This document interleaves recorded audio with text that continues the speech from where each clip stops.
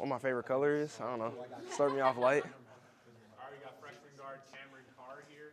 Providing the questions for Cam. Cam, what's your favorite color? Blue sometimes. Sometimes. Sometimes. What is it when it's not? Probably like purple. I like to change my colors up a little bit. So like to throw a lob at Rupp Arena about 10 seconds after you checked in? A little nerve-wracking at first. I'm very excited Joe caught that lob, honestly. Were you thinking, did part of you think, like, what happens if this doesn't come off right? Oh yeah, that ran through my head after I threw the lob. Once Joe caught it, it kind of took a second for it to rim. And I was like, oh, he caught it. Thank the Lord. Have you ever seen Joe jump so high? No, I turned the clock back on that one.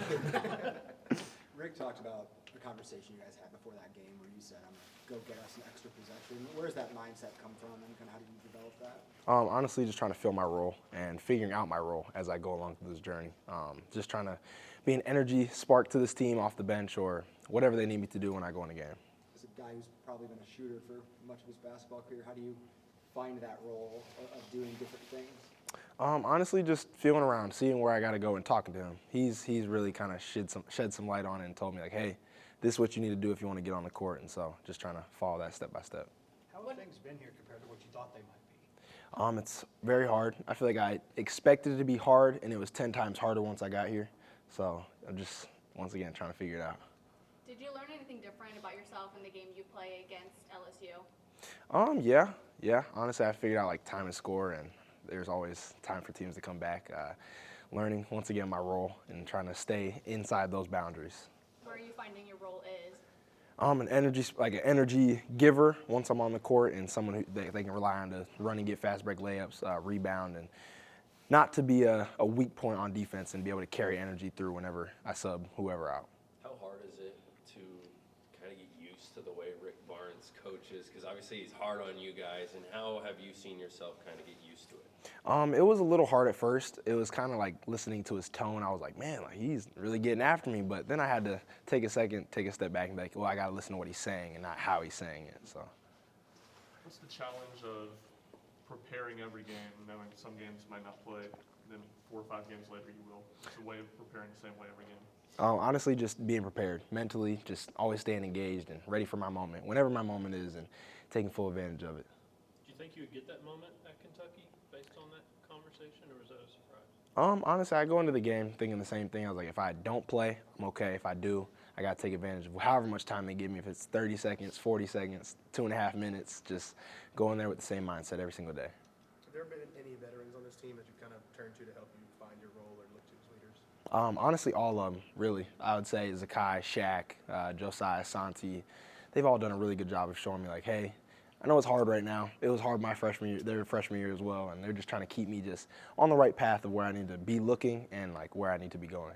Have you had any conversations with JP as he's had a few minutes as well? Yeah. We talk about it all the time. We both try to be each other's helper, if that makes sense. Try to tell each other, like, hey, I know it sucks right now, but you're gonna figure it out. We're both gonna figure it out, and we're gonna be just fine. What about playing on the road at this level, like the noise, the hostility? What did you sort of envision it being like in your mind, and has it been like that? Honestly, it was a bit of an eye-opener. I'll say the first one that really, like, shocked me a little bit was probably Mississippi State. That one was a little bit of a holy crap. I'm in the SEC, but honestly, just trying to stay engaged, act like I'm playing in an empty gym, as hard as it is, but that's how I try to go into every game. Which guy or guys on the defensive end do you kind of watch to get tips from and ideas from?